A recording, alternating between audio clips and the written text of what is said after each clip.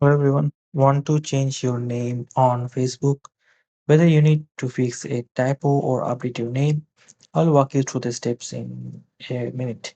So, first log into Facebook and click on your profile picture in the top right corner here, and then select settings and privacy and choose settings. Alright. So once you're in the setting, select account center. You see, you can hit this one here, Meta account center.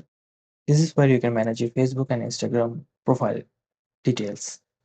Now click on profiles, then select your account here and click on the name, and you can easily add your first name, middle name, last name, or change or edit whatever you want. Then just simply click on this, like click on review change and choose how your name will appear, and simply when you click done your name will be changed. And that's all there is to it.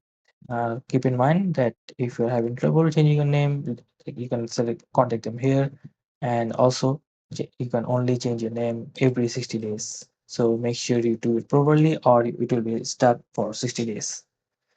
And that's all there is to it. And I'll see you in the next video.